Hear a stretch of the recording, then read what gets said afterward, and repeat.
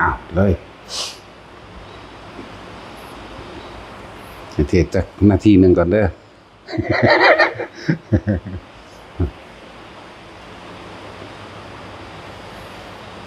พวกเจอ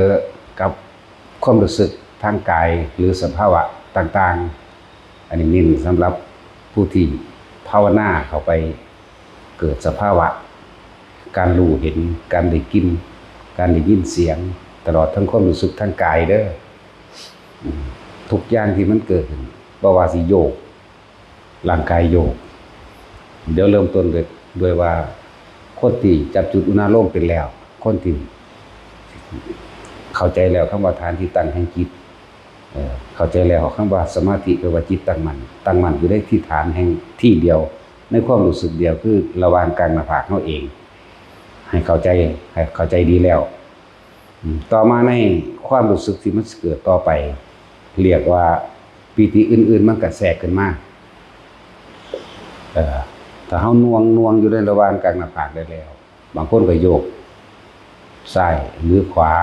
หน้าหรือหลังอย่าส่งความคิดออกไปหาเหตุผลกับมันบ่ต้องว่าเกิดขึ้นจากหยังเหตุจังใดสิเศร้าหรือนี่คือหยังได้หรือดีบอกว่าทิ่มเหตุผลใดๆทั้งสิ้นคืออย่าไปหาเหตุอย่าไปซ้อเหตุนั่นหมายความว่าเฮาออกจากความตั้งมั่นเดี๋ยวนี้เข้าใจบ่ล่ะหมายถึงว่าเฮาออกจากความตั้งมั่นในฐาน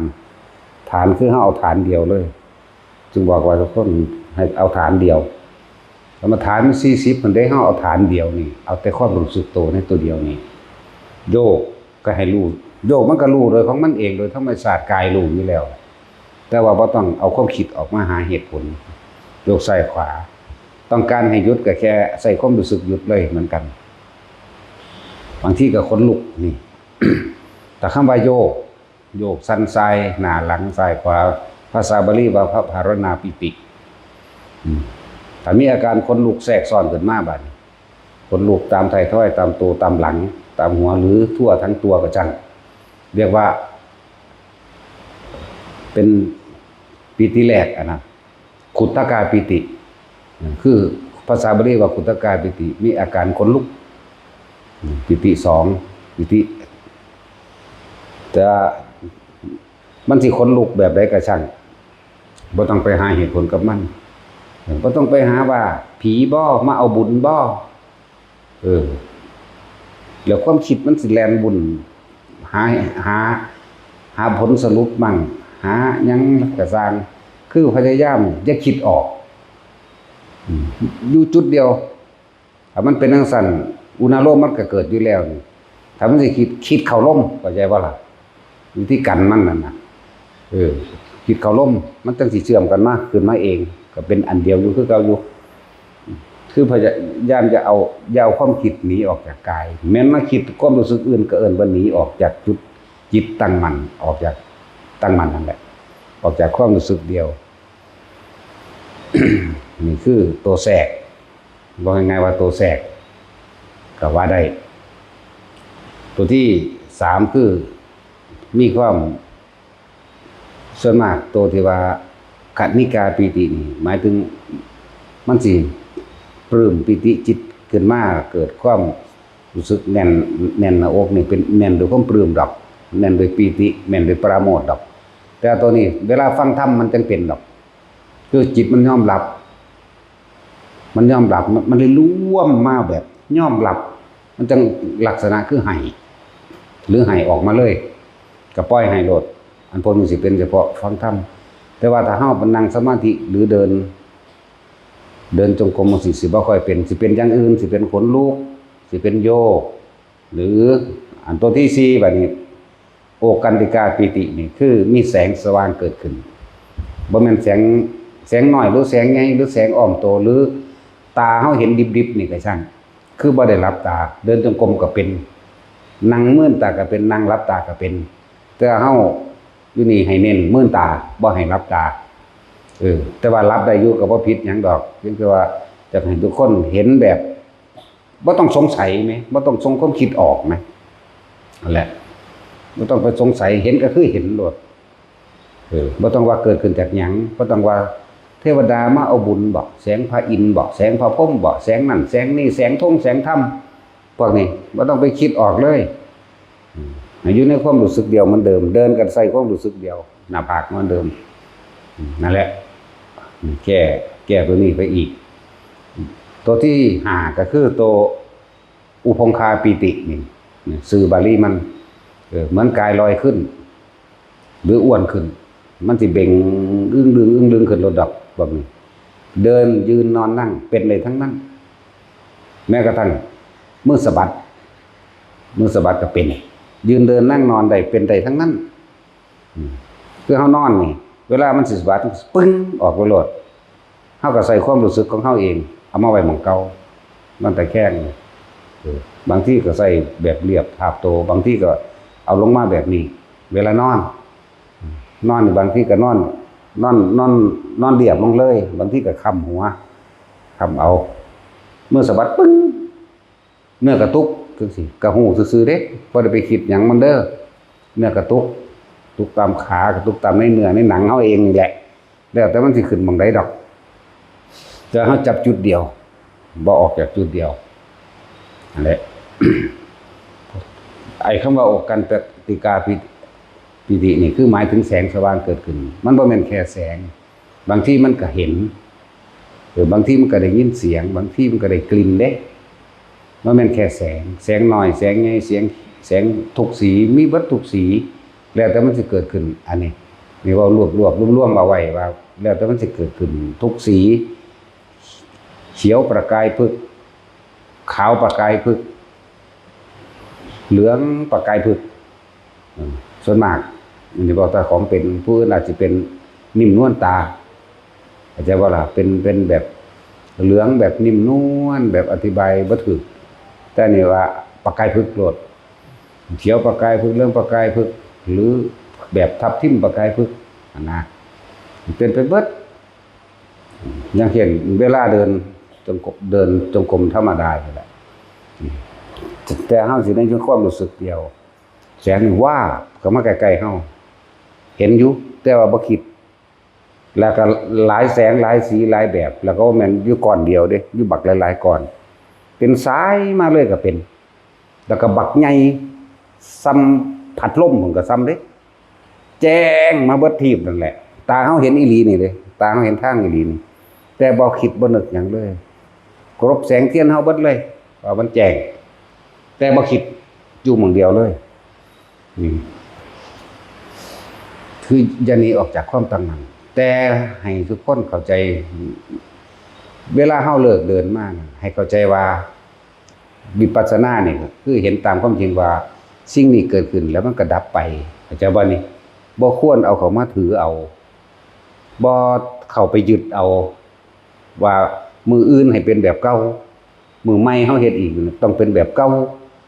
นี่สิบอกว่าประสบการณ์นี่ต่างๆที่มันเกิดขึ้นมันเป็นเพียงแค่ประสบการณ์ที่เห็นในขณะนั้นทิ้งไปเสียอย่านำเข้ามาคิดใหม่เข้าใจบ่ล่ะนั่นแหละจึงบอกว่ามันถิ่มบ่เป็นมันยังไปดึงมาอยากให้เป็นคือเก่านี่แหมผู้ใดความสงบก็จะเป็นสงบผู้ใดเห็นแสงก็อยากเป็นเห็นแสงนี่แหมแล้วก็พากันเข้าใจไปอีกเป็นแสงค่ำแสงหยังไปได้บาดนี่หยุดบ่มีแสงหยังแสงนั้นเกิดแสงนั้นดับเขียวเกิดเขียวดับเหลืองเกิดเหลืองดับประกายพึกเกิดดับทุกอย่างสีทับทิมเกิดดับเท่านี้นึงเด้คือบ่ควรสิดึงเข้ามาเลยคือต้องพยายามอยู่กับภาวะปัจจุบันอันนั้นมันเป็นของเมื่อกี้นี้ไม่ใช่ว่าล่ะอดีตได้เมื่อกี้นี้นั่นแต่โตเชื่อว่าโอกันตกายปิติบ่แม่นแค่ที่ว่าเห็นโดยแสงเด้เห็นโดยภาพเป็นภาพคนล่างๆเหลื่อมๆก็บ่แม่นเหลื่อมแบบภาพโปร่งๆนะคนโปร่งๆถ้าคนเคยเห็นนั่นในหนังจักๆวงๆนั่นแหละเวลาเขาเห็นเป็นเทวดาก็สิเป็นโปร่งๆมากอันนั้นก็เป็นเหมือนกันแบบนั้นก็มี แบบคือเฮาถ่ายรูปติดน้ำมันนี่เป็นขาวนวลๆมากก็มีครับห่วยมัน6สีพุ่นแล้วเฮาเวลามันแต่ว่าอมอยู่ในอันเดียวกัน เวลามันเคลื่อนไปย้วยไปนี่ปุ๊บเป็นสีขันไผขันมันเลยก็เป็นนั่นคือยังเฮ็ดไว้ให้เบิ่งนั่นแหละนั่นแบบนั้นแหละอยู่ในภาพที่เฮ็ดไว้ให้เบิ่งนั่นน่ะบ่ได้เฮ็ดเอาเด้นั่นมันเป็นเอาเองเด้นั่นแหละที่ให้อัดภาพออกมานั่นนี่เบิ่งเอาซะเฮาบ่ได้เฮ็ดเอามันเป็นเอาเองจักว่าล่ะมันสั่นมีสุดสีแหละสีม่วงสีเขียวสีเหลืองสีแหล่ๆมีเบิดมีเบิดแต่ว่าบ่ได้ดึงเขามายึดเอาจากอย่างต้องเข้าใจคำว่าทุกอย่างเกิดทุกอย่างดับเมื่อเข้าคือทองอยู่มือเนาะอย่างหลังสมุทัยธรรมังสัพพันธังนิโรธธรรมมันติดีไหมยังกินจิตสมุทัยธรรมังนี่สัพพันธังนิโรธธรรมมันติสิ่งใดสิ่งหนึ่งเกิดขึ้นเป็นธรรมดาสิ่งนั้นก็ดับเป็นธรรมดาอันบุคคลทั้งหลายนี่ไม่ควรเข้าไปยึดมั่นถือเอาว่าเป็นจริงเห็นจริงแต่ไม่จริงเห็นขณะนั้นก็แล้วไปเลยเด้เข้าใจบ่นี่คือให้ทิมความรู้สึกในขณะที่มันเห็นในปัจจุบันนั่นแหละเห็นแล้วก็แล้วไปอย่าดึงเข้ามา ตัวนี้แค่ลักษณะคือว่านั่นแหละเห็นจักร้อยเทื่อพันเทื่อมันก็ชินชาแล้วก็บ่ได้ค่อยสนใจคือสิบ่นำเข้ามาเด้เป็นธรรมดาไปเลยคือบ่คิดมั้ย บ่คิดเข้ามาแต่ว่าเวลาแก้นี่คือแก้ความสงสัยนี่ก็แก้ให้อยู่คือนำประสบการณ์ที่เฮาเป็นเองแล้วมาแก้ให้มันเกิดขึ้นหมู่บ้านนึงยังสิเอานำมาอย่างมันเกิดอยู่บ่นะนั่นแหละเอามาแก้ให้เพื่อบ่ให้เขาไปติดมันซื่อๆบ่แม่นว่าให้เขาไปยึดว่านั่นคือแสงธรรมดวงธรรมดวงหยังเขาเอิ้นเรื่องธรรมมรรคผลว่ะบ่แม่นเด้อมันเป็นแค่มันบ่แซ่อยู่จังซั่นเด้ล่ะเอามันเกิดแซ่อยู่เลยบ่เอาบ่แซ่ก็แสดงว่าสิ่งใดสิ่งหนึ่งเกิดขึ้นเป็นธรรมดาสิ่งนั้นก็ดับเป็นธรรมดาหาความจีรังยั่งยืนบ่ได้แม่นว่าล่ะบัดนี้เฮาอยากให้มันเกิดขึ้นกูสิเอาให้มาหมู่กูเบิ่งกันหน้าแม่นบ่อันนั้นเฮาเห็นหลายโพดจับเอาถ้าสิระลึกย้อนหลังมานี่ว่าเอาแสงสีม่วงให้คนเบิ่งกันหน้าเนี่ยเฮาก็ยังเอามาบ่ได้แม่นบ่ล่ะก็มันเกิดแล้วดับแล้วนั่นมันมีแต่ในภาพไปเบิ่งเอาต้องสั่นตัวแสงสีม่วงหรือขาวนวลหรือเป็นโย่งใยหยังก็แล้วแต่เห็นมาเบิดแต่บ่เคยถือเอาจากอันแต่ว่าล่ะนั้นภาพเทพเทวดาอินพรหมทั้งหลายก็สร้างจักมันสิเป็นหยังก็สร้างหัวมันเด้เนาะเป็นหยังก็สร้างแค่เฮาเห็นในขณะนั้นครับบ่คิดหาเหตุผลกับมันเด้เข้าใจบ่นี่บ่คิดหาเหตุผลเลยนั่นแหละแค่เห็นซื่อๆเวลาเดินจงกรมไปจับจุดเดียวเลยบางทีมันก็ขึ้นมาหัวหนุบนาบบางทีก็ขึ้นอยู่นี่ลึกเข้าไปในกลางสมองก็เป็นขึ้นมาหัวก็เป็นคือเอามือเศร้าบางทีมันก็มาอิ่มปลื้มอยู่ในระหว่างทำกลางกว้างๆเด้อว่ามันจุดแคบๆเด้ก็จุ้ยเจ้าเป็นตะแค่นี้เจ้าหูอยู่แม่นบ่แต่ว่าระหว่างกลางอกกว้างๆเด้กว้างเต็มอิ่มคือหยังนี่เด้โล่งโปร่งเบาคือหยังนี่เด้จังซั่นแหละภาพต่างๆปรากฏขึ้นบัดมีเบิดนั่นแหละนั่งพนมมือใส่ลายสุดตาก็มีแต่เฮาก็บ่ได้เว้าหยังอยากบอกพยายามบ่ส่งคิดออกบ่คิดออกบ่ได้เว้าหยังสิว่าสัพเพสัตตาก็บ่ว่าสิขอผลทานบุญกุศลความดีก็บ่ว่าบัดสิว่าเลิกแล้วจังว่าจักบ่ล่ะบ่อุทิศหยังบ่ว่าหยังเป็นสั้นเป็นแถวคือตอนนั้นสิบ่หยังจักอย่างคือบ่คิดบ่นึกบ่หยังบ่ออกจักบ่ล่ะแต่ตอนเฮาเลิกแล้วนี่เฮาจะระลึกปุ๊บมาจำนวนเท่าใดมันขึ้นตัวเลขมันเองเลยใช่ป่ะมาเที่ยวนี่400,000มาเที่ยวนี่โกดนึงจังซี่แหมมันก็ขึ้นจริงหรือบ่จริงก็สร้างก็แค่นั้นเองบ่ได้เอาไปยืนยันว่าจริงว่าต้อง400,000จริงต้องโกดมาเที่ยวนี่เท่าใดเที่ยวเท่าใดจังซี่ 1200,000 โกฏบวกอีกเท่านั้นหมื่นเท่านี้นะมันก็มีลักษณะนั้นแต่ว่าบ่ได้เข้าใจว่าจริงคือหูเห็นอยู่ในขณะนั้นแม่นรู้ตัวเลขก็รู้ในขณะที่เฮาออกมาแล้วจังว่าอันนี้มันถึงปุ๊บขึ้นมาเองดอกอันตัวจำนวนบุคคลที่มานะ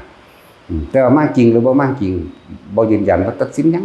เพราะมันเป็นดึงผู้นั้นมาหาไม่ให้คนเบิ่งบ่ได้แหมว่าเดี๋ยวนี้มาเดี๋ยวนี้จังซี่มันก็เห็นบ่ก็บ่เห็นแทรกซ้อนนำทุกพวกเจ้าอากลากอยู่นี่ก็พวกเจ้าก็บ่เห็นพอสิไปเป็นบ้าอยู่คนเดียวบ่นั่นน่าอยู่หั่นบ่เนาะนั่นแหละคือต้องถิ่มเป็นเพียงประสบการณ์ถิ่มไปเลยว่านี่คือแก่ภายในเวลาปรากฏการณ์เรียกว่าปรากฏการณ์เกิดขึ้นอันเป็นภาพอันเป็นเสียงอันเป็นกลิ่นกินนี่มีทั้งเบิดทั้งหอมทั้งเหม็นเรียกว่าล่ะเข้ากับรู้ไอ้ยังรู้กับสัญญามันรู้อยู่แต่ว่าบ่นึกปรุงแต่งต่อไปในสัญญาเข้าใจว่าล่ะเหม็นผู้ใดก็ชื่อใดตัวมันเหม็นหยังแบบใดมันก็ฮู้อยู่หอมก็เหมือนกันคือเฮาหอมดอกมะลิแม่นบ่เห็นดอกเฮาก็ชื่อใดตัวเนาะแม่นบ่หอมดอกจำปาแม่นบ่เห็นเฮาก็ชื่อใดได้ล่ะว่ามันเป็นดอกจำปาตอนเฮาหอมอยู่นั่นเฮาก็ฮู้ได้ว่าเป็นกลิ่นดอกนั้นดอกนี้แล้วก็กลิ่นแปลกยิ่งกว่านั้นว่านี่ซึ่งบ่มีในโลกเฮาก็ฮู้นะสั่นแต่ว่าบ่นำเข้ามาก็รู้ซื่อๆรู้ถิ่มรู้ปล่อยรู้ว่างอย่างเดียวเลยนี่เป็นแค่คำเว้ารู้ปล่อยรู้ว่างแต่ว่าตอนนั้นมันรู้ซื่อๆอยากบอกมันบ่คิดนี่มันมาเว้าตอนนี้ซื่อๆกินเป็นเหม็นเป็นหอมเป็นถ้าว่าเหม็นคนสิปรุงแต่งได้เนาะผีบ่เปรตบ่เมาบุญน้ำกันเด้อว่าเด้หาแล้วคนก็สัพเพสัตตาอเวลาฮ้อนตุอพยาปัชชาฮ้อนตุอนีฆาฮ้อนตุสุขิอัตตานังว่าเด้เนาะถ้าคนอาหังสุขิโตฮ้อไม่ว่าขอให้ข้าพเจ้าจงมีความสุขว่าเนาะนี่การแผ่เมตตาเจ้าของก่อนเด้บ่แผ่มันก็ได้อยู่เด้ของมันเป็นอยู่แม้เนาะจังซั่นแหละแต่ในตอนนั้นบ่เป็นแบบนั้นหมายถึงเว้าตอนนั้นที่เฮาออกมาแล้วเฮาจังอุทิศที่หลังก็ได้เด้อแต่อยากอุทิศแต่ว่าตอนนั้นบ่เป็นตะกี้เฮาก็หลงแบบนั้นแหละตะกี้เดินจงกรมอยู่บ้านตัดทรึบมาคนหลอกหนังอยากว่าแต่เฮาบ่เคยเห็นคนหลอกหนังเฮาก็เบิ่งสิกระปอมหลอกหนังแบบเดียวกันเลือดเต็มบ่มีหนังเด้มีแต่พวกมันพวกเนื้อพวกเลือดอาบอยู่บ้าว่าก็โอ้ยอิมินาปุญญกเมนะอุปชัญญะคุณุตราสุตบัด3 วินาทีคือจังเขาเอาโซ่คล้องกันดึงสากลงในดินปึ๊บถึงดาแต่ที่2มาอีกจังซั่นแหละแต่ว่าแม่นมาต่อกันเด้นานดูนั่นแหละจังซั่น ตอนนั้นมันก็คิดออกอยู่มาย้อนหลังไปเบิ่งเพื่อปี45เนาะจักปีแล้วนี่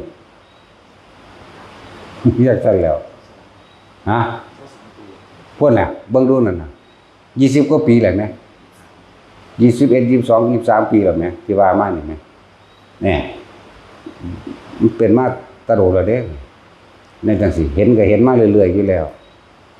อย่างว่าตอนนั้นเฮาก็เป็นถือว่าเป็นไม้นั่นแหละถือว่าเจ้าของรู้เจ้าของเก่งพร้อมเด้บ่แม่นธรรมดาเด้เบิ่งทรงจิตออกนอกความหมายของเพิ่นเนาะผู้ไปมีความปลื้มอกปลื้มใจดีใจคุยกับผีสางนางไม้เทวดาอินพรหมไปล่ะลืมความรู้สึกโตอย่างว่านี่และถ้าสิว่าได้มาน่ะก็เพราะว่าหลวงปู่มั่นตีแต่สิว่าตีอีหลีหรือตีอีเหล่นก็ไม่รู้บ่ยืนยันบ่ตัดสินว่าจริงหรือปลอมหรือฝันหรือจริงบอกบ่ถูกคือกันมานอนเป็นหมูเป็นหมาอยู่นี่ตายอยู่นี่บ่ไผเขาโคกหูนี่แสบักยาวๆนี่เขาโคกหูนี่สอดแอวปุ๊บเวียงเด้เวียงตะโกกหูทั้งขวานี่สอดมาสิเจ็บแสบปวดร้อนคือธรรมดาบ่โอ้ยแอนแท้ๆขึ้นเอากระจกมาส่องเบิ่งแม่นอีหลีมั้ยเป็นห้อยแดงจึงคืนอีหลีเด้แต่ว่าฝันมันคือเจ็บ เนาะแต่ว่าจริงก็คือบ่คือเป็นแบบจังบอกว่าถูกดอก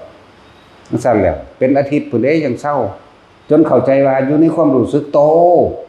พุ่นนี้มันจังเศร้าเอาเองนั่นแหละขนาดนั้นแหละมันหูหยังเป็นเห็นมันก็สร้างขอให้หูในความรู้สึกโตบ่แม่นเข้าไปลึกล้ำลึกความหมายเพิ่นนั่นน่ะแหละจะเริ่มตั้งมาแต่พุ่นเป็นปี45นี่45 46ประมาณนั้นจังตั้งได้บัดนี้เริ่มตะกี้ก็เผลอออกไปดึงเข้ามาเผลอออกไปดึงเข้ามาที่แนะนำหรือบอกแต่ละคนคือเอาเจ้าของเองประสบการณ์เจ้าของเองได้มาเบาคิดไปอีกแล้วเนาะดึงเข้ามาคิดไปอีกเนาะดึงเข้ามาอะไรจนจับได้ว่าความรู้สึกตัวอยู่เหมือนเดิมแม้มันสิคิดไปปล่อยมันคิดแต่สังเกตความรู้สึกตัวนี่แหละจังได้ตัวนี้มาบอกกับเจ้าไม่ตะกี้มันบ่ได้ว่าแล้วออกมาแล้วจังมาเบาบ่ต่างจากคนฝันเด้ตอนนั้นแบบเฮาหูเฮาเห็นแบบบ่รู้สึกตัวมันเลยมันก็ว่าบ่ต่างจากนอนหลับฝันไปเห็นแต่ว่าอันบ่ได้นอนหลับฝันเด้มันมีสติรู้ตัวตลอดบัดนี้รู้สึกตัวตลอดบัดก็เห็นไปก็เห็นมีในความรู้สึกตัวยังมีอยู่จักบ่ล่ะบ่แม่นคือตะกี้คือนอนหลับไปเลยแบบนอนหลับไปเห็นมั้ยแบบฝันเปรียบเทียบว่าแบบฝันไปเห็นมั้ยแต่ทุกอย่างจดจำได้เบิดว่ามันยังได้ก็ได้คือเก่าภาพที่ในความทรงจำตัวนี้บ่ลืมเลยตาที่เห็นมาทั้งเบิดได้ตลอดเห็นได้ตลอดเว้าเรื่องนี้ก็เห็นเรื่องนี้เว้าเรื่องนั้นมันเป็นสัญญาแต่ว่าเฮาบ่ปรุงแต่งต่อดอกนะถึงว่าแก้สภาวะแก้อาการเกิดหยังขึ้นก็สร้างทิ่มให้เบิดหมายถึงสิ่งที่มันผ่านมาแล้วจากบ่นี้หลายอย่างพดดอกนี่นจักว่าทุกคนทรงชาติไปเถอะเวลามันเกิดเหตุการณ์อย่างต่างๆทรงชาติไว้หรือจับความรู้สึกในกายตัวนี้ไว้อุณาโลมไว้ผู้อยู่หัวก็อยู่ผู้อยู่นี่ก็อยู่ผู้อยู่อกก็อยู่ผู้อยู่ท้องก็อยู่ไปว่าถ้าจะออกจากกายในความรู้สึกโตกายเวทนาจิตเวทนากายเป็นอันเดียวกันบัดนี้คือความรู้สึกโตนั่นเองเป็นสั้น อย่างว่าป่านนี้คนที่ส่งแบบนี้ได้อยู่ตลอดคือว่างูไหมงูโตซ้ำขานี่แหละถือว่าขาตัวก็บ่ทันถึงแต่ว่าขาตัวเด็กน้อยบ่โอ้ยอยู่วางได้เว้ยใหญ่เติบอยู่พี่ละไปพี่ละไปแต่ว่ามันสั่นๆมันรอบอยู่ในกดเฮานี่เสมอเวลามันถึกแสงมันออกดำเหลื่อมๆไหมลุดไปลุดมาอยู่นี่มันเข้ามาบ่ได้แต่ว่าหยังอาการมันสิคือเฮาอยู่ในลูกโป่งนี่ไหมเข้าใจว่านี่คือรอบวงในลูกโป่งคือเฮานั่งอยู่กลางลูกโป่งอันนั้นก็ลุดไปลุดมาลืดไปลืดมาอยู่พอเท่านั้นแต่ว่าเฮาบ่คิดเด้เห็นซื่อๆเด้นี่เห็นนี่บ่แม่นเห็นแบบฝันเอาเด้บ่แม่นนอนรับฝันเด้แล้วก็บ่แม่นนั่งรับตาพร้อมนั่งสมาธิก็นั่งธรรมดาอันเทื่อก็เอาขากล้วยกันไปยาวๆเลยก็นั่งเอามือธรรมดาก็เบิ่งไปเบิ่งมาอยู่หั่นบ่คิดพี่ความรู้สึกอยู่พี่เข้าใจว่าล่ะตัวนั้นก็ลุดไปลุดมาลุดไปลุดมาอยู่เดี๋ยวก็หายไปอันใหม่ขึ้นมาแทนเป็นผีก้อยๆเข้ามาบ่ดูนเข้ามาเด่นออกไปดูนเข้ามาเด่นออกไปปึ๋งเข้ามาก็กระเด็นออกปึ๋งเข้ามาก็กระเด็นออกแต่บ่คิดนี่ก็เบิ่งซื่อๆนั่นแหละจังว่าหลายๆอย่างมันบ่ต้องไปคิดหาเหตุผลหยังมันดอกมันคือหยังมันชื่อว่าจังไดแม้ว่าล่ะก็บอกว่ามันเป็นเพียงแค่ประสบการณ์ที่เกิดขึ้นแล้วก็ดับไปเป็นแค่ประสบการณ์ที่ผมพบเห็นในขณะนั้นบ่ผมควรสินำเข้ามาหาสื่อมันดอกอย่าคิดออกอย่าไปหาเหตุอย่าไปหาผลอย่าไปหาหยังมีแก้หลายๆอย่างแล้วแต่ไผสิถูกหม่องใดเด้อผู้ใดประสบการณ์หม่องใดก็จื้อเอาไว้ตัวว่าเพิ่นว่าบ่นำเขามาคิด เห็นหยังก็สร้างให้อยู่ในความรู้สึกโตนั่นแหละก็เรียกว่าแก้แนวมื้อนี้ บางที่ความอุณโลมก็เกิดเนาะหน้ากันตึงขึ้นมาพร้อมเด้หน้าสิตึงขึ้นมาแล้วก็มีขึ้นหมดไตให้ไตคือสิเข้าหูก็บ่เข้าคือสินั้นก็บ่หยังดอกจะคิดออกเด้คิดออกหมายถึงว่าพวกเจ้าถูกหลอกออกจากความตั้งมั่นคือออกจากฐานแล้วออกจากสมาธิแล้วออกจากฐานที่ตั้งแห่งจิตแล้วฐานที่ตั้งแห่งจิตนั้นบอกว่าเป็นความรู้สึกโลดเอาความรู้สึกนี่อย่าออกจากความรู้สึกคิดออกปั๊บความรู้สึกก็ออกนำกล้าและกลัวเกิดขึ้นทันทีเด้นั่นแหละแต่ผู้ใดเฮ็ดจังซี่ตลอดมื้อนึงเว้าโดยนั้นไว้เอาทรงชาติได้แต่ละมื้อมันเกิดอุบัติเหตุผลแห่งชาติสมบัติก็มารักษาเฮาเองดอกมันสิลดส้นกันมันสิลดความลดปีนแล้วสิตึกส้นก็กระเด็นไปซื่อๆนี่แหละกระเด็นไปแบบลอยๆนิ่มๆดอก แบบลอยๆไปแหมหรือว่าเป็นหยังนี่แหละนี่คือผลพลอยได้เด้อบ่แม่นจุดหมายนี่คือผลพลอยได้มันนั่งรักษาในตัวรักษากายเฮาเองดอกกันเมืองจักหน้าที่นึงก็ยังดีเป็นผลพลอยได้นั่นแหละ แต่ผลพลอยได้ก็คือโรคภัยไข้เจ็บต่างๆก็คอยทุเลาเบาบางตลอดถึงคนที่บ่เป็นคนซัวคนเด็กน้อยเป็นจังซี่มันฝึกไปของมันไปเรื่อยๆบ่เป็นโรคเลยเป็นตลกชราครับโรคหิว เป็นจังซั่นแต่ว่าเจ็บไข้ได้ป่วยนั่นบ่เป็นเลยเด้แต่มันฝึกไปของมันเรื่อยๆนั่นแหละสำหรับผู้ที่เป็นอยู่แล้วก็คอยทุเลาเบาบางลงเองนี่คือผลพลอยได้เด้อเป็นเครื่องๆกลางๆหายเลยแต่เป็นนักๆก็คอยทุเลาเบาบางลงมาเองอีกอย่างนึงก็คือเป็นเหตุให้ความสมปรารถนาในโภคทรัพย์แปลว่าล่ะการเงินการงานแต่ว่าบ่แม่นจุดหมายเด้ที่ทรงชาติที่เฮ็ดแบบนี้บ่แม่นเฮ็ดเพื่อให้รวยบ่แม่นเฮ็ดเพื่อให้ป้องกันเข้าใจบ่ล่ะแต่ว่าเพื่อทำให้จิตตั้งมั่นเมื่อจิตตั้งมั่นเกิดเป็นสมาธิแล้วก็ทำเพื่อให้เห็นอนิจจังเห็นทุกข์เห็นอนัตตาเห็นความเกิดเห็นความดับแล้วก็จุดหมายเฮาคือเป็นวิหารธรรมก็ว่าเป็นเรือนแห่งใจก็ว่าเข้าใจบ่ล่ะเป็นที่อยู่ของใจบ่ให้มันคิดออกก็ว่าเด้อ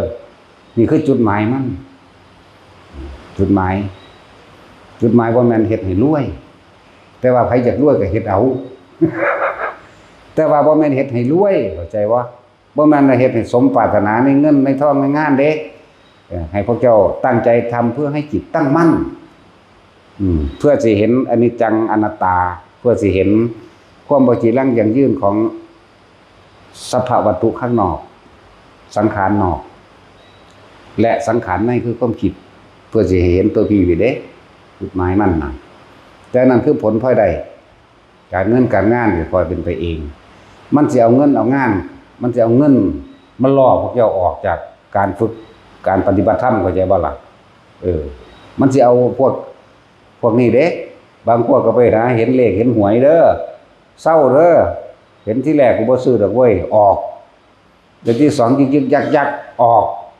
แต่ที่สามบักของงวดเดียวว่าทุ่มเต็มที่บ่ไกลเลยอยากว่าล่ะจะหาเฮ็ดแนวนั้นเอาแหวงหน้ากูทุ่มเต็มที่บ่มีกูก็ยืมซื้อมันบ่ได้ออกได้บาดนี้มันชนะอยากว่าพวกเจ้าแพ้มันแล้วความโลภนะมันจะเอาตัวความโลภความอยากมาล่อนะแต่เฮาเฮ็ดแบบบ่สนใจคนขายของก็ส่งชาติไปเถอะเฮ็ดไปเถอะเขามาซื้อเองดอกขายของหรือยังก็แล้วแต่สิไปสอบสมัครงานหรือพวกนักเรียนนักศึกษาทั้งหลายก็พากันฝึกเอาแต่เรียกว่าผลพลอยได้พวกนี้บ่แม่นจุดหมายคือทำให้จิตตั้งมั่นเกิดความสงบเย็นภายในใจของเจ้าของเองที่ได้จุดหมายมันแล้วสติปัญญาก็สิค่อยๆพิจารณาเห็นตามความจริงว่าสิ่งทั้งหลายทั้งปวงนี้ต้องเกิดมีต้องดับแค่นั้นเองบ่มีหยังที่รั้งยั่งยืนกายก็ว่าเป็นของเฮาเองแต่ว่ามันเป็นของเฮามันก็บังคับได้ตัวมึงอย่าหิวนะมึงอย่าฮ้อนนะเนาะมึงอย่าหิวมึงอย่าฮ้อนมึงอย่าปวดท้องไทยท้องเหี่ยวนะแน่ มึงใครอยากปวดเด้เนาะถ้าปวดมากเอาแต่บังคับมันจี้มึงจะปวดตอนนี้หอดเงื่อนก่อนแต่ว่าได้นี่แต่ให้เห็นความบ่เป็นของตนให้มันเห็นความบ่จีรังยืนเห็นความยึดมั่นถือมั่นของเจ้าของเองนั่นแหละจักว่าล่ะบ่คนที่เขาไปถือเอานั่นแหละเห็นแนวมื้อนี้นี่แหละจุดหมายมันคือตัวพี่หาเครื่องอยู่แห่งใจก็ว่าหลายดอกสภาวะและปรากฏการณ์ต่างๆบางกลุ่มบางคณะเข้าใจว่าเป็นดวงถ้ำเด้ขึ้นเอาฮอดทั้งกกใหม่เด้ลูกยางทั้งที่รับตาเด้บ่ธรรมดาเด้มันอยู่ไสล่ะอยู่ผู้พานกับเป็นอยู่กาญจนบุรีก็เป็นนี่ขึ้นเอาทั้งกกใหม่นี่ รับตาขึ้นไปมันขึ้นได้จังไดยามเช้าได้จังหูยินห้องอยู่มาเอาผมแน่อยู่หาเลี้ยวหาแล้วตั้งแต่ตั้งหัวเฮาโอ้ยมันขึ้นไปแม่มันจังได้ตัวบัดนี้มันขึ้นแล้วดวงถ้ำบ่ครับกันโอ้ยกูบอกแล้วตัวว่าให้มื้อตายเฮ็ดมันตั้งบ่ตัวมึงว่ามึงรับตายเฮ็ดก่อนว่าสั่นลงมาบ่ได้โอ้ยก็ได้หาวิธีว่าเอาเครื่องใหม่เอาหยังคอยต่อคอยมัดไปมันบ่แม่นว่าสิมีคนหลายเด้อบ่แม่นว่าเอาค้อนที่ตะปูเอิ้นรถฉุกเฉินหรือเอิ้นรถกระเช้าไปเอากันลงเด้อยู่ในป่าเครื่องใหม่มัดไปแต่ละอันแต่ละเฮาก็ขึ้นไปนำมัดไปนำขึ้นไปนำมัดไปนำเด้จังเพื่อแล้วผมจะคอยลงสั้นดูสั่นลงมาถ้ามันเมื่อยมันจะโดนมันหิวเข่านี่เบิดถามกันเราลงมาได้แล้วมันเป็นจังได๋เด้อนี่โอ้ยแสงสว่างบักใหญ่สำคัญเพิ่นว่าเด้ก็บอกว่าเธอจงมายื่นมารับเอาเราตถาคตจะให้ดวงธรรมเธอได้สำเร็จขั้นโสดาบันแล้วท่านผมก็รับเอาทั่วว่าซั่นคือเดมือไปอยู่ดิมันทั้งเลื่อนไปเรื่อยๆผมก็นำตัวซั่นก็ขึ้นไปเลยตอนบ่ฮู้เมื่อจะขึ้นไปเลยตอนขึ้นมึงบ่ฮู้เมื่อเลยบอกบ่โอ้ยเพิ่นเป็นเมฆเพิ่นกอดอยู่ซึ่งอยู่งามมันพุ่นน่ะแต่จากหัวคือหยังสูงอยู่เด้อบ่ได้ต่ำเด้คือเอากันลงมาได้เมื่อยคือหยังเสื้อสิไปหาเครื่องใหม่มามัดธรรมดาบ่นั่นแหละไม่นี่เฮาไม่ยาวๆจังซี่บ้านเฮากับเกาะฝั่งนี้กับเกาะฝั่งนี้เกี่ยวไปหากกใหม่เด้อจักว่าล่ะนั่นแหละเกี่ยวไปหากกใหม่เฮาเป็นผู้ขึ้นก่อนเฮาก็ฮู้อยู่แล้วว่านิกาหรือบ่กาเนี่ยเป็นมัดเกาะอันนี้ก็เกาะก็ไปมัดกันแน่นๆตึงๆอยู่พุ่นเพิ่นน่ะซึ่งว่าจะหาท่อนไม้ได้มันบ่แม่นมีมีดมีขวานเด้มันพอแห้งอยู่เด้เจ้าแล้วถักหัวทั้งนี้ก็เอาไปมัดกันตะวันมัดก็เป็นมัดดอกกิ้วเอาแบบอันคันสะเนาะไหมแล้วก็คันสะเนาะเอาเด้จังได๋หมุนอันนี้หมุนนี่ได้ยังอยู่ดีเด้อผู้จะสิบอกใครหรอกว่าพ่อสำนักน่ะมึงไปกับอยู่นี่หรือพวกไปกับพี่แต่ว่ามึงสิพ่อก็บ่ได้จังซั่นพ่อแท้ๆพวกตกเหวก็มีบัดนี้ตกเหวแต่ใครอยู่มันบ่ได้เลิกจัก 7-8 เมตรนี่แหละบ่ได้สูงปานใดตกเหวอันนี้ย่างไปเอาดวงถ้ำคือกันนั่นแหละก็เลยดวงถ้ำมึงสีใดของผมสีประกายปึกของมึงสีใดของผมสีเขียวเบ้ยมีเบิดอรดแล้วฝุ่นสีเขียวกองออกยอดกันทั้งใต้พุ่นแต่บ่ว่าเก็บบ่บาดเจ็บเด้บ่เป็นหยังนั่นแหละเรื่องว่าองค์แห่งชาติผลสมบัติมันรักษาเองดอกทุกประเสริฐเฮ็ดไปเถิดกันเป็นผลเพราะได้รักษาเฮาเอง นั่นก็ผลแห่งการทรงจิตออกนอกเรียกว่าไปจริงไปจังกับมันเลยหาวิธีป้องกันให้ทุกคนว่าให้มื่นตาเฮ็ดเด้อพวกเจ้าสิย่างไปก็สร้างตามันก็เห็นทางโดยธรรมชาติของมันเป็นอยู่แล้วแต่ความรู้สึกตัวก็ให้มันมีอยู่ในนี่หน้าผากสิรอดปุ่มไม้สิรอดนั่นสิน้ำเกาะก็บ่ต้องส่งไปคิดเกาะเกี่ยวกับน้ำหรือว่าไปด่าน้ำเด้ ความรู้สึกนี่ประคองไว้เหมือนเดิมก็ไปปลดออกเป็นธรรมดาหลอดงานนั้นงานนี้ขึ้นเหนียวขึ้นตามผู้ตามผาขึ้นตามโขดหินก้อนหินดึงเครื่องไม้ขึ้นจังสิความรู้สึกต้องรักษาไว้เด้บ่ได้ให้รีบให้เร่งบ่ได้ให้ไปหาจุดหมายบางคนสิว่าสิไปผู้พานนั่นคือพุ่นมันเอาจิตไปอยู่ผู้พานดอกเข้าใจบ่ล่ะบ่แม่นแบบนั้นเด้อคนที่เดินทางไปหันไปนี่บ่แม่นไปคาดให้มันถึงเวลาเท่านั้นเท่านี้มื้อนั้นมื้อนี้เด้ถิ่มเวลาเข้าใจบ่ล่ะบ่มีมื้อนี้บ่มีมื้ออื่นบ่มีจุดหมายแต่ว่าอยู่ในปัจจุบันณขณะคือความรู้สึกโตมีฟังไว้ดีๆเด้อพอไปถูดงกันเลย ถูดงถูป่านั่นน่ะถ้าเวลาเฮาคิดออกจากร่างกายเฮาเมื่อไหร่ออกจากความรู้สึกโตเมื่อใดพวกเจ้าแค่ย้ายที่ทุกข์ย้ายที่กังวลย้ายที่สับสนย้ายที่เรียกว่าย้ายที่อยู่ซื่อๆเด้น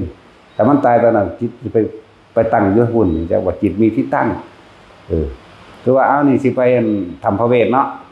จะไปทำพระเวทนี่เฮาเว้าเดี๋ยวนี้เฮาก็เห็นเดี๋ยวนี้เด้นี่เพราะบางเคยไปมาแล้วมันรู้จักอยู่แล้วแหมมันก็อยู่ในสัญญาความจำจากว่านี่สิไปทำพระเวทบางใดเฮาชินเฮาก็เห็นปึ๊บโลดดีๆมันเห็นขึ้นก่อนสิเว้าตัวจักว่าล่ะเร็วขนาดนั้นเด้สัญญานั้นนั่นแหละป่านนี้คนตั้งไว้พุ่นเด้ย่างไปทั้งเมื่อยทั้งหอนจักว่าล่ะทั้งเมื่อยทั้งห่อนทั้งหลายย่ำใดแม่หอดคำก่อนซะเนาะโอ้ยมองใดเนาะคิดไปเด้บ่แม่นบ่ถูกเด้อพวกทุดงนั่นน่ะ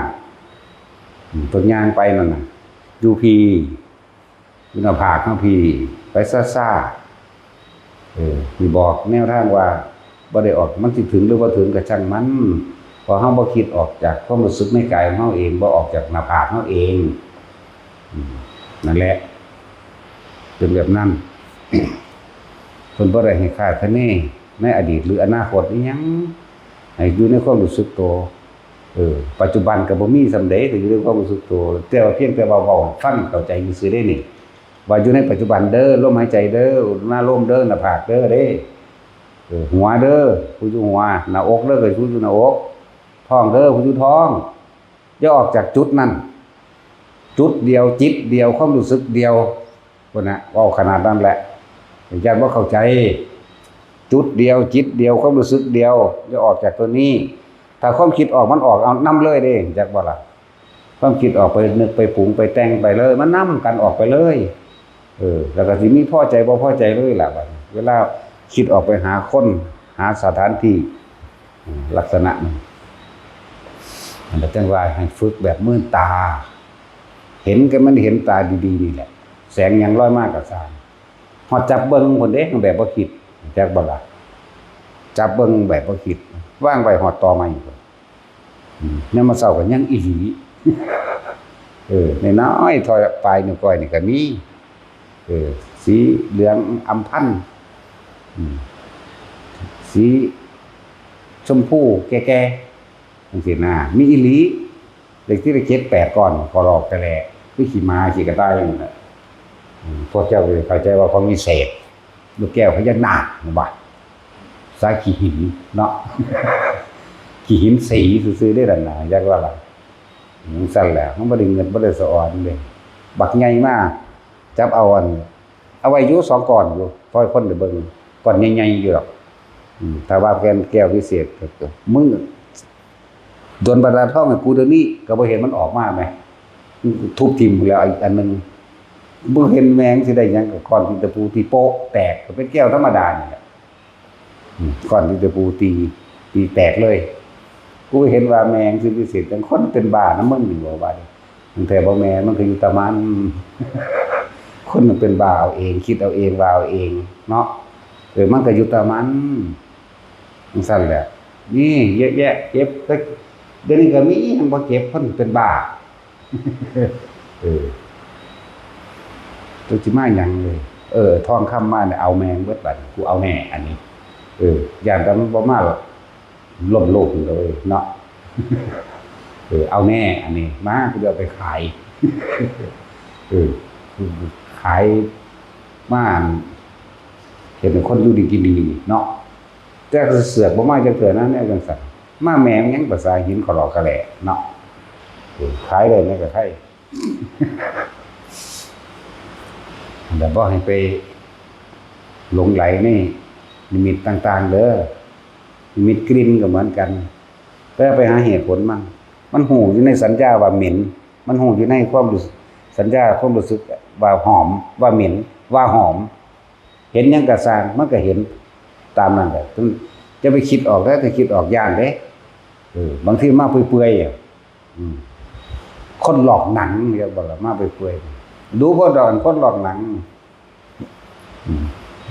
มาดูบัดนี้ก็จะโอ้เขามาเอาบุญจะพึ่งว่าตอนนั้นเศร้าตะก่อนจักว่าเราจังมาตั้งใจใส่เลยนี่มันก็เป็นเอกตากิจคือเก่าได้มาตั้งใจใส่นี่ตั้งใจอุทิศนี่ใช่ว่าล่ะมันก็เป็นอารมณ์เป็นหนึ่งคือเก่าเด้วิตกก็หมายถึงว่าอาจจะคิดถึงบุญที่เคยทำเรียกว่าคิดถึงท่านศีลเนกขมะก็ว่าไปไล่มาจนถึงแด่สรรพสัตว์ทั้งหลายมันหลายตะกี้เจาะจงอยู่ตะกี้เจาะจงว่าท่านผู้นี้มั่งเจาะจงว่าซื้อนี่มั่งเจาะจงเป็นซื้อคนมั่งถามซื้อเขาว่าซื้อมันก็เจาะจงมั่งแต่ว่าเดี๋ยวนี้บ่เจาะจงสรรพสัตว์ทั้งหลายไม่มีที่สุดไม่มีประมาณทุกหมู่เราบรรดามีแล้วแต่ไผสิได้หรือบ่ได้ก็ซั่นบ่ได้ไปหวังผลว่าไผสิได้หรือบ่ได้มันหลายอย่างซั่นแหละ บ่แม่นว่ามันสิได้ทั้งเบิดดอกและแก้อาการที่มันเกิดกับร่างกายเด้อแก้นี่คือบ่ให้ไปคิดนึกหาเหตุผลกับมันเนื้อกระตุกแขนสะบัดไส้สอดจากว่าล่ะสอดก็มีเด้ผู้ใดเคยสอดบ่บางที่หัวมันหนักๆอึ้งๆเด้อเป็นคือยังหัดเข่านี่พอพามันเป็นแบบนั้นพวกเจ้ายิ่งเพ่งยิ่งจ้อยิ่ง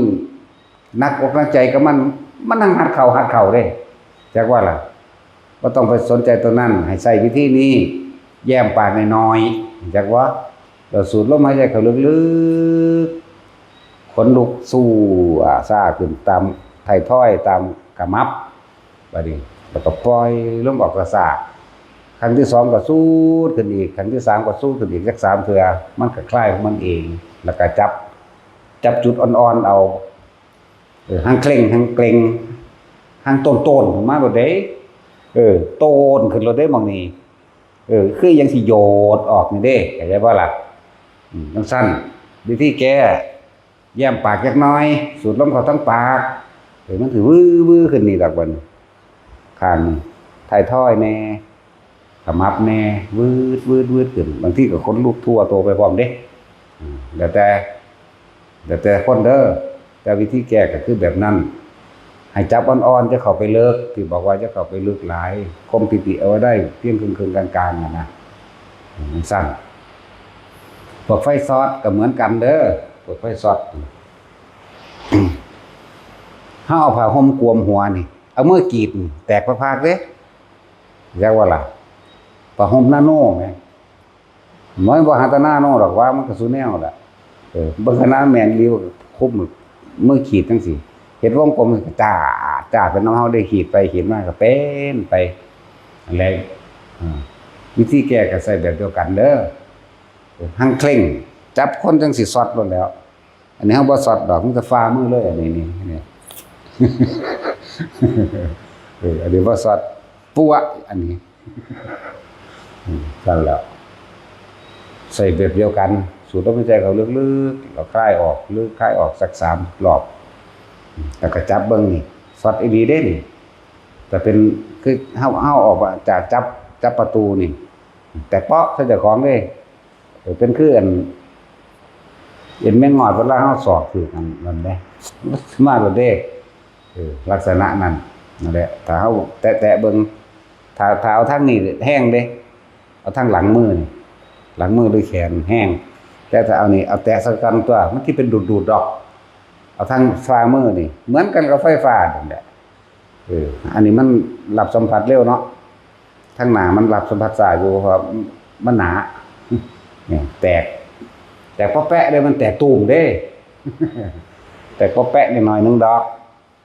ว่ามันตูมเป็นระเบิดได้บ่เป็นแบบนั้นต้องเบาไว้เพราะพวกปัญญาอ่อนหลายโพดนั่นแหละลักษณะนั่นก็คือสูดลมหายใจเข้าลึกๆสังเกตมันบ่ได้สังเกตยากดอกวือขึ้นรถดอกอันพวกนี้อันนี้มันก็คลายออกแล้วจะไปเพ่งจะไปเร่งจะไปเกร็งเข้าใจบ่ล่ะจะไปจดจ่อว่าเกิดจังขึ้นคือเฮ็ดจังใดคือสิเศร้านอนั่นนี่ไว้แล้วก็ไปเว้าให้ผู้อื่นฟังพร้อมว่าเป็นจังซั่นจังซี่ก็พยายามอธิบายเรื่องสมาธิเขาฟังเขาบ่เฮ็ดคือเจ้าของเขาสิเว้าว่าเจ้าเป็นบ้าฟังบ่ล่ะพวกนั้นไปอธิบายเขาฟังพวกนั้นพวกนี้ห้วยมันไปไกลแล้วเด้นี่เพราะมันจะค้ำแตกว่าจังว่าเขาสิคุมไปฉีดยาเด้เขาบ่ได้บ้าเขาเฮ็ดสมาธิว่าเด้บัดนี้คนทั้งโลกมันเข้าใจว่าคนบ้าก็เว้าอย่างนี้ผูกเจ้าไว้ได้บาดนี้ ผูกเจ้าก็ฉีดยาเจ้าก็ซึมเซอไว้ได้บาดนี้เนาะน้ำลายก็อยู่ไหนออกนั่นเห็นบ่นี่บ่ายอีหลีเด้อเอาไปหรือบ่ายอีหลีมันเบิดฤทธิ์ยามันก็เว้าอีกเนาะเขาก็ฉีดอีกเอาไปมาเลยซึมเซอไปเลยบ้าแท้บาดนี้ นี่จังซั่นแล้วนั่นแหละต้องมาถามพวกเดียวกันบ่แม่นสิไปเว้าโดยทั่วไปคนปฏิบัติอยู่คือกันมันบ่เป็นคือกันมันก็ยังคิดออกไปทั้งข้างเข้าใจว่าล่ะมันบ่ได้คิดตรงนั้นเด้มันบ่ได้คิดมาว่าเป็นอาการนั้นอาการนี้เด้มันเกิดบ่คือกันอันนี้แหละพวกสำหรับพวกช็อตเด้อสิวางได้เว้ยไฟฟ้าสถิตมันช็อตแตกป้อแปะนั่นแหละมันเป็นคือจังเฮาเวลาเฮาคือเฮานุ่งเสื้อด้านหน้าบ่อาบน้ำเนี่ยเวลาถอดเนาะแตกจากอยู่ได้อันนี้เป็นจังได๋ก็ขี้คันอาบน้ำคือเฮานี่ อันนี้บ่ได้ส่งชาติอิหยังต่างมันสกปรก มันเหงื่อออกมันนั่นมันนี่ก็บ่ได้โตเวลาดึงออกแตกจากอีหลีนี่แหละจังซั่นแหละนั่นแหละบ่ต้องไปคิดอิหยังกับมันอย่าไปจะเพ่งอย่าเกร็งกับมันจะจ่อยิ่งอยู่เด้อให้กระสร้างสินำสิ่งที่ผ่านมาแล้วบัดนี้ทุกอย่างละบ่ว่ารูปรสว่ากลิ่นบ่ว่าเสียงบ่ว่าการเห็นต่างๆนิมิตต่างๆถ้านำเฮ็ดเฮาสิติดเฮาสิคาอยู่หั่นเพราะว่าเฮาบ่ทิ่มมันเองจักบ่ล่ะเฮาไปดึงสัญญามาแล้วเฮาก็ปรุงแต่งต่อเนี่ยเฮาไปดึงสัญญาสิความจำได้สิบ่เข้าผ่านมาแล้วมาดึงเข้ามาแล้วเฮาไปปรุงแต่งต่อได้นั่นมันบ่ผ่านเด้นั่นน่ะคือทุกอย่างต้องทิ่มให้เบิดเด้อเลยว่าเอาอีหยังเป็นเครื่องทิ่ม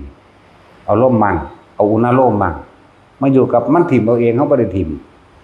มันละเอาเองเฮาบ่ได้ละมันเป็นของมันเองเพราะว่าเฮาบ่ไปคิดถึงมันเองนั่นแหละคือเฮาบ่ไปคิดถึงมันเอิ้นว่าละซื่อคือพวกว่าละกิเลสสักกายทิฏฐิต้องอย่างนั้นอย่างนี้บ่มีต้องก็แล้วกันนี่เว้ามาภายหลังซื่อดอกไม่ต้องตัดสักกายทิฏฐิวิกิกิจฉาศิรพัตตุปามาปฏิฆากรรมราคะนี่รูปราคะอรูปราคะมานะทิฏฐิอุทธัจจะและอวิชชาต้องละต้องขาดต้องอย่างนั้นอย่างนี้บ่มีต้องก็แล้วกันบ่มีคิดก็แล้วกันขอให้อยู่ตรงนี้เถอะมันเอาเองอยากว่าล่ะอันนั้นเป็นวิธีการสื่อสารเพื่อเกิดความเข้าใจเด้อบ่ได้ไปถือหลักสูตรแต่ก็ต้องอาศัยหลักสูตรทางบ่ได้ถือหลักสูตรใจว่าล่ะบ่ได้ถือตำราแต่ว่าก็ต้องอาศัยตำราบ่ได้ถืออาจารย์แต่ว่าก็ต้องอาศัยอาจารย์ตำราและอาจารย์เป็นผู้นำให้ซื่อๆแต่ว่าเฮาต้องประสบการณ์ตัวเองพี่ของจริงเฮาเข้าใจบ่ล่ะก็ต้องอาศัยกันเป็นธรรมดาเป็นเครื่องย่องๆและสอดสู้เป็นกำลังใจก็ว่าไปทางบ่ให้ติดประสบการณ์ของไผของมันอันนั้นน่ะมันบ่คือกันนี่แหละจังว่านำมาแก้ให้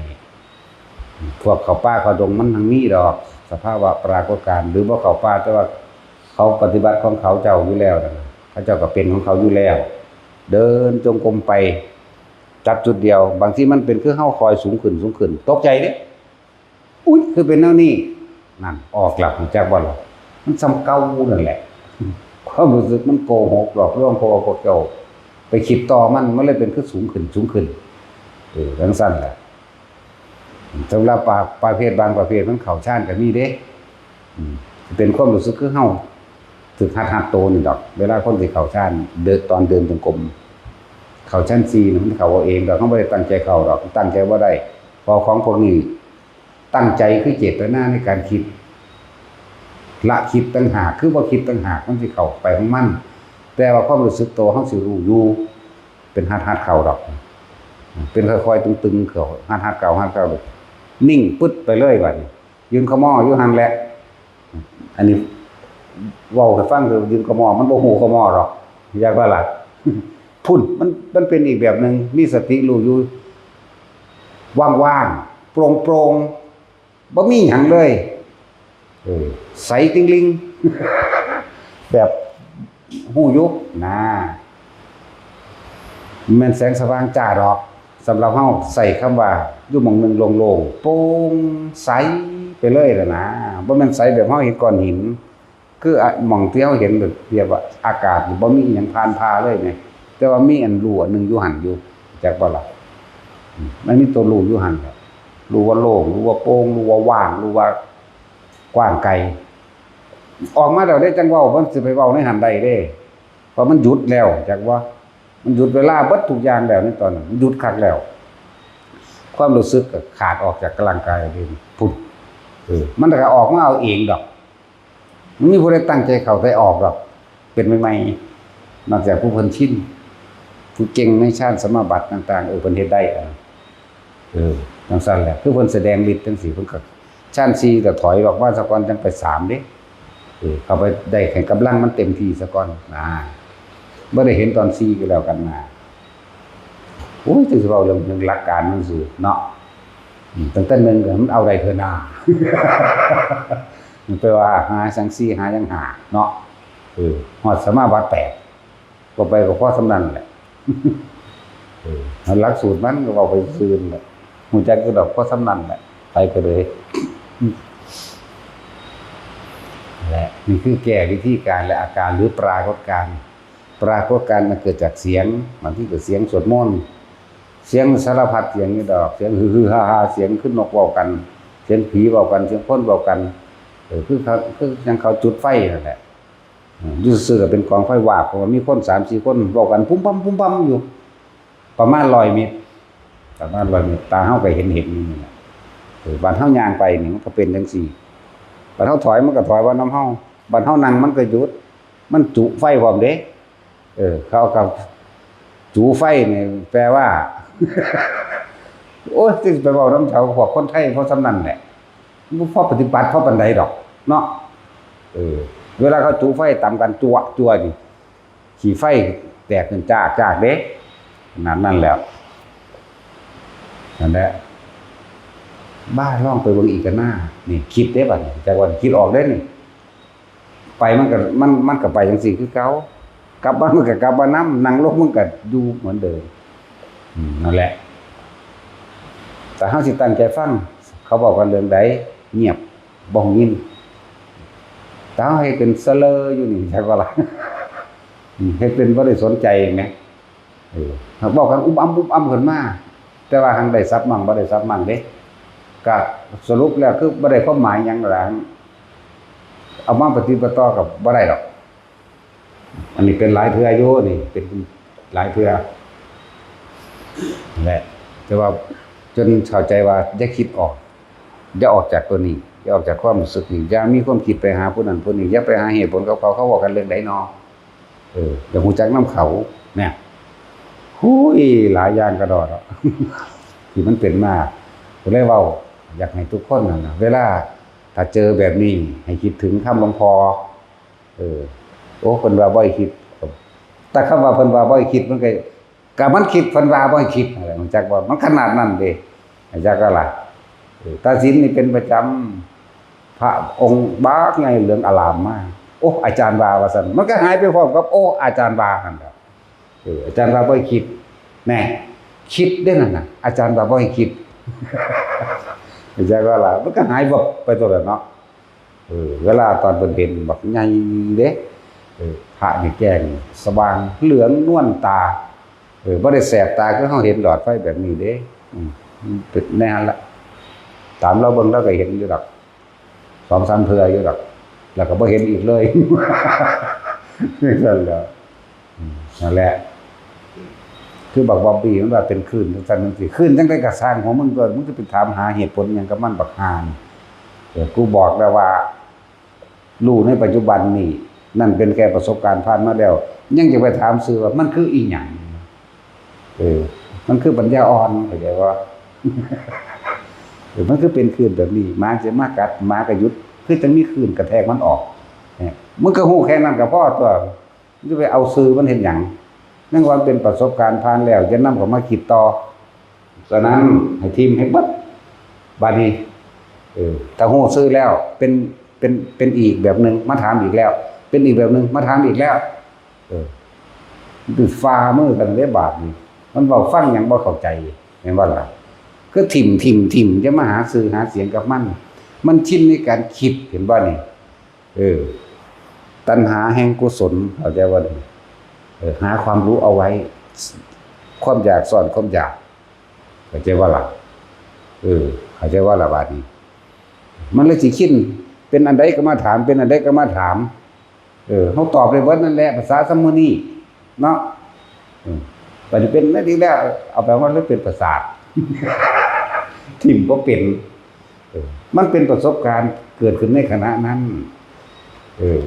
แล้วมันจือได้เบิดนั่นแหละอันสิ่งที่มันเกิดขึ้นกับเฮาจริงๆนั่นแหละแต่ว่าไปสัมภาษณ์กันเอาเองซะเป็นดังเทื่อซ้อนเทื่อนึงเป็นล้านเทื่อกูยังบ่นั่นก็เอาแค่เอาออกมาแค่ซื่อพวกถูดวงมานั่นไปสัมภาษณ์กันเด้อเขามีประสบการณ์หลายอยู่เด้คือมันเป็นไหมมันสิตื่นเต้นมันจักเว้าอยู่ไปถามเอาอะไรครูบาจุ้ยจังสิไปถามเอาครูบาจุ้ยคนนึงก็แล้วก็มื้อนี้แหละครูบาหยังสมจิตนี่นะเสมียนมื้อนี้เสมียนไปจนเบื่อแล้วล่ะเพราะหยังบ่คือมันใหญ่ที่ทุกเรียกว่าไปบางใดก็สร้างไปหาคิดบางหันบางนี้แบบนั้นแบบนี้พวกนี้ใหญ่ที่ทุกอยู่กับเจ้าของบ่เป็นบางใดก็บ่คือแต่ของคิดเอาไว้นานเห็นบ่มันไปคิดเอาไว้แบบนี้มันก็บ่ตรงตามที่คิดมันก็ถูกกันตัวนั่นแล้วพวกภาวนาอยู่ก็ประจำอยู่เด้อเขาอยู่ในป่าน้ำดงน่ะบ่แม่นว่าสูหากันไปย้ายหม่องทุกข์ย้ายหม่องกังวลคำว่าหมาขี้เลื่อนเข้าใจว่าไปอยู่หม่องใดก็เก่าหม่องหันแต่ว่าบ่เคยบอกเจ้าของโอ๊ยหม่องนี้จื้นโพดโอ๊ยหม่องนี้บ่ดีโอ๊ยหม่องหันบ่ดีแล้วหมาขี้เลื่อนก็เป็นซั่นเก่าขี้เลื่อนใส่หม่องหันหม่องนี้มันก็หนีไปเรื่อยเนาะนั่นซั่นล่ะว่าจะออกจากผู้อยู่กับลมเป็นแล้วถนัดของกับลมก็ลมเลยผู้อยู่กับอุณาโลมของกับอุณาโลมเลยผู้อยู่กับหัวของกับผู้อยู่กับหัวเลยนึกหน้าบ่หน้าผู้หันโลดหน้าอกก็เหมือนกันนั่นแหละคือว่าเพิ่นให้เฮาหาเครื่องอยู่เพื่อให้จิตตั้งมั่นมันจิตตั้งมั่นแล้วมันเห็นสิ่งทั้งหลายทั้งปวงเกิดขึ้นดับดอกเห็นความบ่จริงลั่งยืนมันนั่งเห็นดอกเห็นตัวใดเห็นความคิดเจ้าของนี่เด้มองมันสิจบเลยนี่จิตในจิตนี่เด้หลักธรรมทั้งเบิดการที่พาออกจากโลกได้ก็คือหลักการดูจิตนี่เด้แต่ว่าวิธีดูจิตก็ต้องอาศัยลมนั่นเด้สิมาตั้งคิดเอาเลยมันบ่ได้ดอกมันบ่มีความสงบมันเลยสิเห็นได้สมถะกับวิปัสสนาเป็นว่าความสงบก็คือสมาธิถ้ามันมีสมาธิมันจิตมันตั้งมั่นดีแล้วมันจึงจะเห็นความคิดของเองออกไปปรุงไปแต่งไปนึกอันนั้นอันนี้ได้เด้คือแบบว่าใส่ปัญญาอย่างเดียวนั่นน่ะประสาทเบิดพวกใส่ปัญญาเก่งๆดูบ่ได้พวกคิดเอานั่นน่ะเหมือนกันกับพวกว่าแต่ของรู้หลายนั่นน่ะโอ้ยศรัทธาแห้งอาจารย์สอนตรงสติปัฏฐานสี่กายเวทนาจิตธรรมปฏิจจสมุปบาทบวชได้อาทิตย์เดียวนึงถัดทิ่มพากูซ้ำบักห่าเอ้ยนั่นซั่นแล้วไปเที่ยวสอนคนไล่สอนคนธรรมดาบ่มาก่อนมาฟังไปก่อนโอ้ยนั่นแล้วพอคิดเอาจักบ่ล่ะบ่มีเครื่องอยู่เท่านั้นน่ะมันคิดถือกี่ดอกแต่ว่ามันบ่มีเครื่องอยู่มันบ่นิ่งพอมันต้อง พิจารณามั่งเข้ามั่งพิจารณามั่งเข้ามั่งตัวพิจารณาคือพิจารณาเองสมัยจังซั่นแหละแต่ที่แรกก็อาศัยวิปัสสนึกไปก่อนนึกจนลงโตเข้าใจแปลว่าท่านได้เข้าของจริงซื่อว่าท่านเป็นวิปัสสนานึกก่อนหมายการได้ยินได้ฟังเป็นเหตุการคิดยังว่าอยู่ด้วยซั่นก็นึกคิดตัวนั้นเมื่อการนึกคิดเป็นเหตุให้การสรุปผลแน่โอ้เป็นแบบนี้เข้าใจอยู่แต่กูเฮ็ดบ่ได้เฮ็ดบ่ได้แล้วมันบ่ทันมีความสงบมันทันมีความตั้งมั่นจังซั่นแล้วสองอย่างของคู่กันสมถะวิปัสสนานั่นแล้วสมถะหรือสมาธิเนี่ยอันเดียวกันต้องมีจิตตั้งมั่นเสียก่อนจึงจะเห็นหยังเห็นความคิดเจ้าของนี่เด้อันอื่นๆนั่นน่ะมันเป็นเครื่องประกอบจิตเท่าที่ทุกอย่างเกิดจากจิตทุกอย่างร่วมที่จิตเกิดกับจิตบ่เกิดกับจิตจักว่าล่ะเกิดกับจิตบ่เกิดกับจิตจิตกับผู้รู้กับจิตอันเดียวกันนั่นแหละบาดนี้ถ้าเจ้ายึดเจ้าก็เที่ยวเกิดถ้าเจ้ารู้ซื่อคำว่าจิตเป็นแค่คำเว้าสื่อสารให้ฟังคำว่าจิตคำว่าใจเป็นเครื่องสื่อสารเว้าให้เกิดความเข้าใจซื่อๆได้มันก็คือบอกว่าที่กับความคิดนั่นแหละเฮ็ดไปเรื่อยๆจะหยุดคิดได้เมื่อหยุดคิดได้เจ้าถึงใจบ่มีรูปร่างมีตัวตนดอกใจนั่นแหละแต่ว่าไปนั่นแหละมันเป็นสื่อสารก็สั่นแต่บ่ว่าจังซี่ก็จักสิวางไดนั่นแหละหลายอาการแต่ละคนมันบอกเบิดหรือยังบ่ทันได้เบิดดอกเนาะบ่เบิดแล้วแต่มันสิคิดออกมาได้มันเดี๋ยวแต่มันสิผุดขึ้นมาสัญญามันจริงที่เฮาผ่านมาแล้วเฮาทิ่มเบิดแล้วเดี๋ยวแต่มันสิผุดขึ้นมา อาการโยกอาการสั่นก็จักกะล่ะแก้แบบใดเห็นบ่ล่ะการช็อตมันนั่นอาการตึงหัวหนักหัวต้นๆมันนี่เฮ็ดแบบใดบ่ได้ก็บอกว่านิมิตต่างๆก็แค่เห็นซื่อๆนั่นแหละบ่ว่าสิเทพเท่าใดพแม้กระทั่งพระพุทธเจ้าพุทธเจ้าสอนธรรมะเรื่องนั้นเรื่องนี้อย่าเชื่ออยู่ซื่อๆโลดเด้อย่านำออกมาว่าแบบนั้นแบบนี้อย่าไปยืนยันตัดสินเด้จักว่าล่ะขนาดนั้นพุ่นเด้ประเภทรับตาเห็นนี่โอ้ยอย่ามาเว้าซ้ำนี่มื่นตาเบิ่งพุ่นหลายเทื่อพร้อมร้อยองค์มาองค์นั้นองค์นั้นองค์นั้นบ่ธรรมดาบ่ตาดีๆนี่เด้อุ้ยมันละกินกระดอนตาเฮาเห็นนี่แหมแต่ผู้อื่นเสือกบ่เห็นนำเฮานี่แหมเลยเว้าอยู่ผู้เดียวเข้าใจว่าล่ะบ่เห็นว่านั่นซึกไว้แล้วซอยแน่สิฆ่าผมซอยแน่มันสิฆ่าผมเมื่อใดเพิ่นเห็นพระพุทธเจ้าโอ้ยมาปลุกตั้งตี 3พุ่นโอ้ยให้กูนอนแน่พุ่นแล้วตั้งแต่ 6 ทุ่มส่งกาแฟมาไว้มาใส่อะไรจากปลุกเฮามาเว้าให้ฟังเรียกว่าล่ะมันเกิดความปลื้มปิติดีใจบ่บาดมื้อผีมากันคือพากันแล่นบัดนี้โอ้ยเนาะมันสั่นตัวเพราะว่ามันเชื่อมันถือมันเข้าใจว่าจริงจักบ่ล่ะเมื่อเข้าใจว่าเห็นพุทธเจ้าจริงเห็นผีก็จริงคือกันบัดนี้นั่นมันออกไปคิดเห็นพุทธเจ้าก็ให้เห็นโลดแต่อยู่นี่คือเก่าเห็นผีก็จะออกไปคิดอยู่นี่คือเก่าถ้าบ่คิดแล้วกล้าและกลัวเกิดขึ้นไม่ได้แต่คิดนี่กล้าและกลัวเกิดขึ้นพอใจไม่พอใจเกิดขึ้นแต่คิดใจว่าล่ะถ้าไม่คิดเนี่ยพอใจและไม่พอใจเกิดขึ้นไม่ได้มันก็สักแต่ว่าเห็นซื่อสิ่งทั้งหลายแล้วนั่นเป็นแค่เครื่องปรุงเครื่องแต่งเกิดขึ้นแล้วก็แค่ดับไปมันบ่แสอยู่จังซั่นใจว่าล่ะคือบ่ดึงเพิ่นมาให้เฮาเบิ่งนำแหน่คือบ่จูงแขนงอมๆมาแหน่เนาะแล้วเว้าอยู่ผู้เดียวนั่นแหละเขาก็ซ้อมเบิ่งอยู่เว้ยเขาเดินนั่งคุบเขาเบิ่งเอาแล้วบัดนี้เว้ากับพระพุทธเจ้าแล้วพระเจ้าข้าอย่างนั้นพระเจ้าข้าดีสู้เอ้ยสู้แนมดีๆได้ว่าพ่อผูกก็ผูกเด้แม่นอีหลีบัดนี้กลางเว้นนี่เด้ว่ากลางคืนเด้นี่เขาเดียวโอ้ยมันมาแล้วเปุ่นห้องวากเพิ่นก็ว่ามนต์เข้าประตูครัวเขาล็อกไว้เขาย่านคนไปหาลักเอาเขาแล้วก็บนเข้าประตู2เข้าประตู3เขาก็ได้ก็บอกกันแบบผู้ไปอ้อยเอาไปพูดกันแล้วจังซั่นแล้วบอกว่าอย่าคิดนำอย่าออกอย่าคิดถึงอยู่หม่องเก่านี่ความหมายเฮาเข้าใจกันแล้วว่าอยู่นี่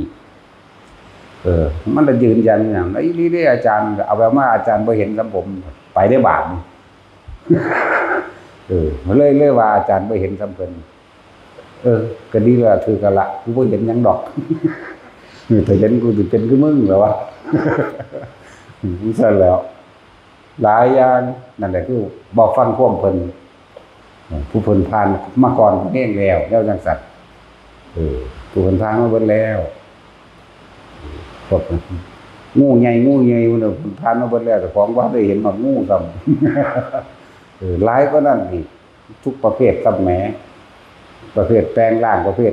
กินนารีประเภทผู้สาวงามนั่นครับห้วยก็พอผู้สาวงามมันสิบ่แก้ผ้านำกันบ่ส่วนเพื่อหลายก็ดอกแนวมันแต่คิดออกก็มักพุ่นแล้วผู้สาวงามมันบ่แม่นใส่เสื้อผ้าเด้มันแก่เด้มันจะงามๆเด้บัดนี้เอาก็จับแมงอีหลีแล้วมึงว่าแมงอยากเสร็จกูแล้ว มันเลยบ่กล้ามาให้เห็นเรียกว่าหลักเอาสมาทานเอาตีนไปจับ